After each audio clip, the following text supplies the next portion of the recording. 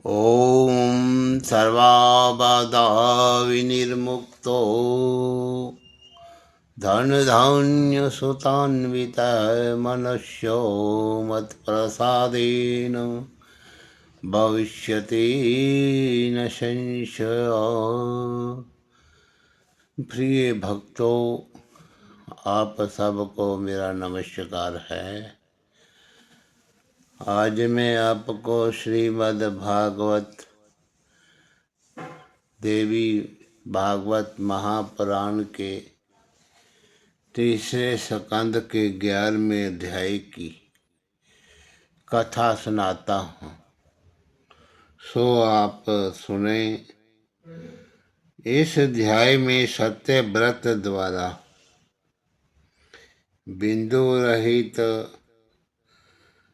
शाश्वत बीज मंत्र ए का उच्चारण तथा उससे प्रसन्न होकर भगवती का सत्य व्रत को समस्त विद्याएं प्रदान करना। तो लोमश ऋषि बोले कि हे जमदग्ने, वे उतथ्य वेदाध्ययन जप ध्यान तथा देवताओं की आराधना आदि कुछ भी नहीं जानता था। वे ब्राह्मण आसन प्राणायाम तथा प्रत्याहार भी नहीं जानता था। वे भूत शुद्धि तथा कारण के विषय में भी कुछ नहीं जानता था। वे कीलक मंत्र जप गायत्री नहीं जानता था। उसे सम्यक रूप से शौच स्नान विधि तथा आचमन तक का ज्ञान नहीं था। तो वे ब्राह्मण प्राणाग्निहोत्र वैष्णव देव अतिथि सत्कार संध्या बंधन संविदा तथा होम आदि के विषय में भी नहीं जानता था। तो सुबह उठ कर के वे किसी तरह सामान्य रूप से दंत धावना कर लेता था। तब शुद्ध की भांति बिना मंत्र बोले ही गंगा में स्नान कर लिया करता था। तो दोपहर के समय वे अपनी इच्छा से वन्य फल खा के उन्हें वे खाकर पेट भर लिया करता था। उस मूर्ख को भक्ष्य तथा अभक्ष्य का भी ज्ञान नहीं था। तो वहाँ निवास करता हुआ भी ब्राह्मण सदैव सत्य भाषण करता था और झूठ कभी नहीं बोलता था। उसकी इस सत्य निष्ठा से प्रभावित होकर लोगों ने इस ब्राह्मण का नाम सत्य तपा रख दिया। वे ना तो कभी किसी का अहित करता था, ना अविहित कार्य ही करता था। वे यही सोचता हुआ निडर होकर उस कुटी में सोता था कि मेरी मृत्यु कब होगी। मैं इनमें दुख पूर्वक जी रहा हूँ। मुझे मूर्ख का जीवन धिक्कार है। अतः अब मेरा शीघ्र मर जाना ही उत्तम है। तो देव ने मुझे मूर्ख बनाया है। इसके अतिरिक्त कोई अन्य कारण मुझे जान नहीं पड़ता। उत्तम कुल में जन्म ग्रहण करके भी मैंने अपना जीवन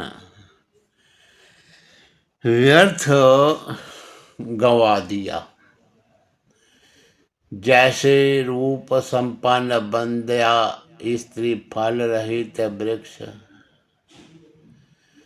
तथा दूध ना देने वाली गायें ये सब निरर्थक होती हैं, उसी प्रकार मैं भी निष्फल कर दिया गया हूँ, मैं देव को दोष क्यों दूं। निश्चित रूप से मेरा कर्म ही ऐसा था। मैंने पुस्तक लिख कर उसे किसी महात्मा ब्राह्मण को दान नहीं दिया। मैंने पूर्व जन्म में उत्तम विद्या का भी दान नहीं किया। इसीलिए प्रारब्धवश इस जन्म में मैं मूर्ख और अधम ब्राह्मण बना। मैंने किसी तीर्थ में कोई तपस्या नहीं की, ना साधु की सेवा की, धन से कभी दान नहीं दिया। मैंने ब्राह्मणों की कभी पूजा भी नहीं की। इसी कारण मैं ऐसा दुर्बुद्धि हुआ। मेरे साथ के बहुत से मुनि कुमार वेद शास्त्र में पारंगत हो गए, किंतु मैं ना जाने किस दुर्विपाक से मूर्ख रह गया। मैं तप करना भी नहीं जानता। तब कौन सी साधना मैं करूं। अब तो मेरा ये सब सोचना ही व्यर्थ है, क्योंकि मेरा भाग्य ही अच्छा नहीं है। मैं भाग्य को ही सर्वोपरि मानता हूँ। निरर्थक पुरुषार्थ को धिक्कार है, क्योंकि परिश्रम से किया गया कार्य भी प्रारब्धवश सर्वथा विफल हो जाता है। तो ब्रह्मा विष्णु शिव तथा इंद्र आदि सभी देवता भी काल के वश में रहते हैं। इसीलिए काल सर्वथा अजय है। दिन रात इस प्रकार के अनेक तर्क वितर्क करता हुआ वे द्विज गंगा के किनारे स्थित उस पावन आश्रम में रहता था। अब वे ब्राह्मण सर्वथा विरक्त हो गया और उस निर्जन वन में स्थित आश्रम में रहता हुआ शांत चित्त होके समय जो था बिताने लगा। इस प्रकार निर्मल जल वाले उस वन में रहते हुए उस ब्राह्मण के 14 साल बीत गए, पर उसने ना कोई जप किया, ना आराधना की, ना ही कोई मंत्र ही जान सका। केवल उसने वन में रह के कालक्षेप ही किया। वहाँ के लोग केवल उसके इस प्रसिद्ध व्रत को जानते थे कि ये मुनि सदा सत्य बोलता है, अतः सब लोगों में उसका ये सुयश फैल गया कि ये सदा सत्यवती है और मिथ्याभाषी नहीं है। तो एक दिन अखेट करता हुआ वे एक महान मूर्ख नखाद के हाथों में धनुष बाण लिए हुए उस गहन वन में आ पहुंचा, तो यमराज के समान शरीर तथा भीषण आकृति वाला वे नखाद अखेट करते समय वध कार्य में बड़ा ही कुशल जान पड़ता था। उस धनुर्धारी किरात ने एक सुअर को लक्ष्य करके बड़े जोर से खींचकर बाण चलाया। तब बाण से विदा हुआ वे सुअर भयभीत होके भागता हुआ उस मुनि के समीप आ पहुंचा। जब वे सुअर आश्रम की परिधि में पहुंचा तो भय से कांप रहा था और उसके शरीर रक्त से लथपथ था। और उस बेचारे को इस दशा में देख के उस समय सत्यव्रत मुनि अत्यंत दयार्द्र चित्त हो गए। रक्त से सराबोर शरीर वाले उस आहत सुअर को अपने आगे से जाते देख कर के दया के अतिरेक रेख से कांपते हुए मुनि ने बिंदु रहित शाश्वत बीज मंत्र ए का उच्चारण किया। उन्हें इसके पूर्व ना तो इस मंत्र का कोई ज्ञान था, ना ही उन्होंने कभी इसे सुना ही था। तो देव योग से ही उनके मुख से ये मंत्र निकल पड़ा। अब भी उन विमूढ़ को नहीं मालूम था कि ये शाश्वत बीज मंत्र है। वे महात्मा सत्यव्रत मुनि तो उस घायल सुअर को शोक में डूबे हुए थे। इसी बीच बाण की पीड़ा के कारण अत्यंत संतप्त चित्त तथा कांपते हुए शरीर वाला सुअर कोई दूसरा मार्ग ना पाके सत्यव्रत के आश्रम मंडल में प्रविष्ट होकर कहीं झाड़ी में छिप गया।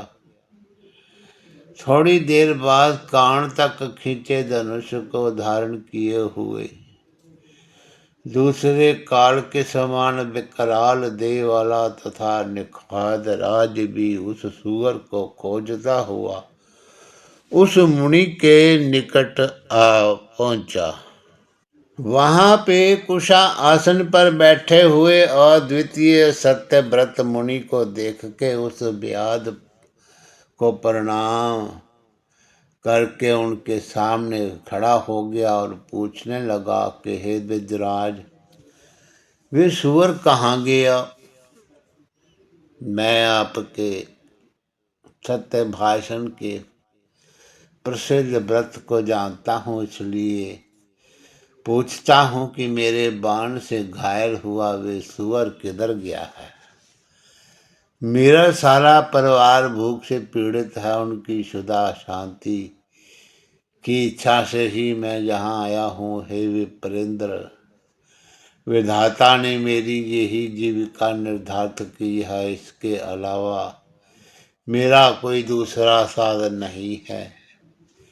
ये मैं सत्य कहता हूँ। अच्छे बुरे किसी भी उपाय से अपने परिवार की पालन पोषण तो निश्चित रूप से करनी ही चाहिए। तो आप सत्यव्रत हैं, अतः मुझे अब ये सच सच बता दीजिए कि मेरा सारा कुटुंब भूख से दुखी है। अतः है विप्र ब्रह्म देवता, मैं आपसे पुनः पूछ रहा हूँ कि मेरे बाण से घायल सुअर किधर गया है? आप मुझे जल्दी बतावें। उस व्याध के इस प्रकार बार बार पूछने पर महात्मा सत्यव्रत मुनि बड़े असमंजस में पड़ गए कि मन में सोचने लगे कि अब मैं क्या करूं जिससे मेरा सत्यव्रत नष्ट ना हो और मुझे ये भी ना कहना पड़े कि मैंने उसे नहीं देखा है। तुम्हारे बाण से घायल उस सुअर भाग गया, ये मिथ्या मैं कैसे कहूँ? और यदि इसे सच बता देता हूँ तो ये शुदा से आतर होके बार बार सुअर को पूछ रहा है, अतः उसे खोज कर अवश्य मार डालेगा। वे सत्य वास्तविक सत्य नहीं है जिससे किसी जीव की हिंसा होती हो, तथा वे असत्य भी सत्य नहीं है जो दया से युक्त हो। जिसके द्वारा प्राणियों का कल्याण हो वही सत्य है, और जो इसके विपरीत है वे असत्य है। इन परस्पर विरोधों के प्रसंगों में मेरा हित कैसे होवे? मैं क्या उत्तर दूं जिससे मेरी बात झूठी ना हो? तो लोमश मुनि ने कहा कि हे ब्राह्मण, ऐसा विचार करते हुए वे सत्यव्रत मुनि धर्म संकट में पड़ गए और व्याध को यथोचित उत्तर नहीं दे सके। तो बाण से आहत सुअर को देखकर मुनि सत्यव्रत के द्वारा जो करुणा युक्त एक शब्द उच्चारित हो गया था, उस अपने बीज मंत्र से प्रसन्न होकर भगवती शिवानी उन्हें दुर्लभ विद्या दे दी। देवी के बीज मंत्र का उच्चारण करते ही मुनि सत्यव्रत के हृदय में समस्त विद्याएं प्रस्फुटित हो गईं और वे उसी प्रकार कवि हो गए कि जिस तरह पूर्व काल में महर्षि वाल्मीकि, तत्पश्चात सत्यकाम धर्मात्मा तथा दयालु ब्राह्मण सत्यव्रत ने अपने सामने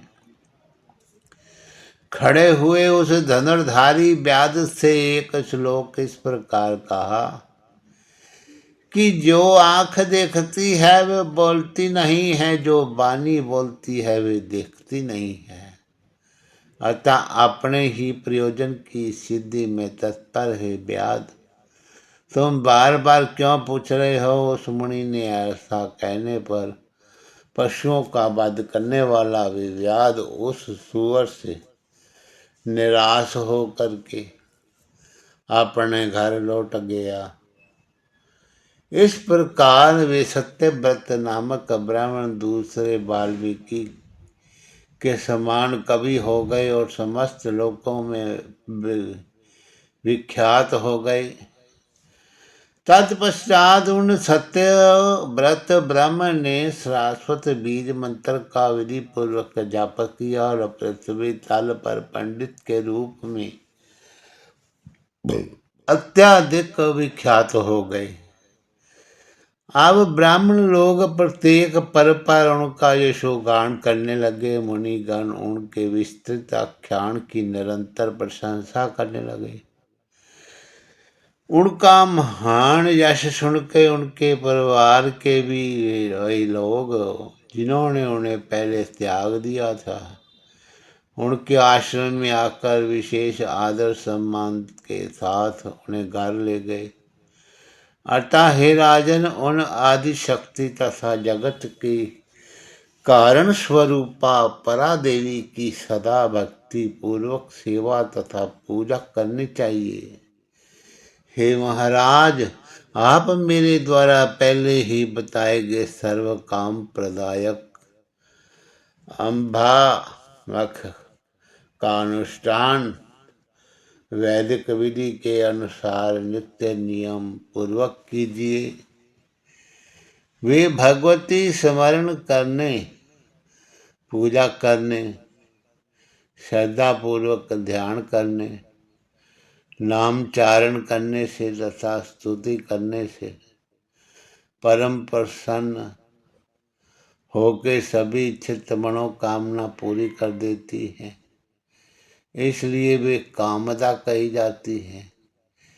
हे राजन, रुगण, दीन, शुदा, पीड़ित, धनहीन, शठ, दुखी, मूर्ख, शत्रुओं से सदा प्रताड़ित, आज्ञा के अधीन रहने वाले दास, शुद्ध, विकल, अशांत, भोजन तथा भोग से अतृप्त, सदा कष्ट में रहने वाले, अजितेंद्रिय, अधिक तृष्णा युक्त, शक्तिहीन तथा सदैव मानसिक रोग से पीड़ित रहने वाले प्राणियों को देखकर बुद्धिमानों को ये अनुमान कर लेना चाहिए कि